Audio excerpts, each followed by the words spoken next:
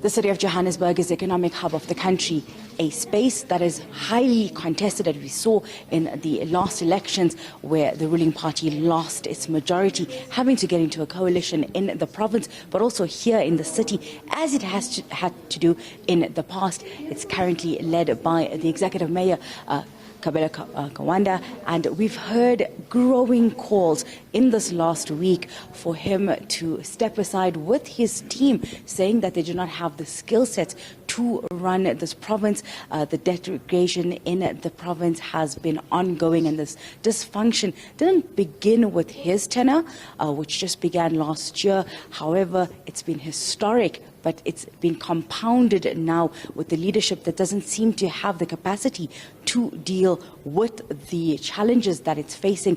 We're here this morning, we were at the media briefing with a coalition of civic organizations calling for his removal, but also other issues within the province, saying that this is just one step to righting some of the wrongs in this province and moving it to a different future. I want to bring in Neeshan Balton here from Ahmed Kathrada Foundation, as well as the Joburg Crisis Alliance, who had this briefing this morning. Let's start with the issues of the province before we get to today's briefings. Just in the last year, we've seen the city literally and figuratively imploding with the explosion in the inner city of Johannesburg. That has not yet been dealt with completely. We've seen a fire with claimed the lives of a lot of people, but also those illegal housing issues, water issues, electricity issues. These are just norms here in Johannesburg. How is the city faring? I think very badly. On any of its key areas of delivery, the city would be found wanting. There are pockets of excellence within the city. There are many hard-working public servants within the city that we appreciate and thank. But there are also boards of companies of the city and companies themselves that have been letting the city down very badly. Whether it's water, sanitation, electricity, libraries, roads infrastructure, safety, any one of its core competencies, the city is not delivering optimally as it should have, or as it was previously. So, by all accounts, the city is not performing as is expected of a city that has an 80 billion rand budget, which is bigger than some countries on the continent and in the world.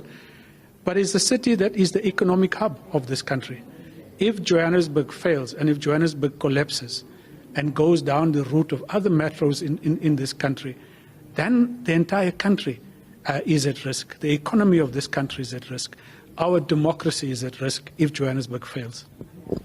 We have spoken on, the basic issues within the citizens and how they are being affected. But when we look at the political leadership here in the city of Johannesburg, in the metro, how have we seen it fare? We've seen multiple mayors come in. We've seen a coalition that has been infighting within themselves as well.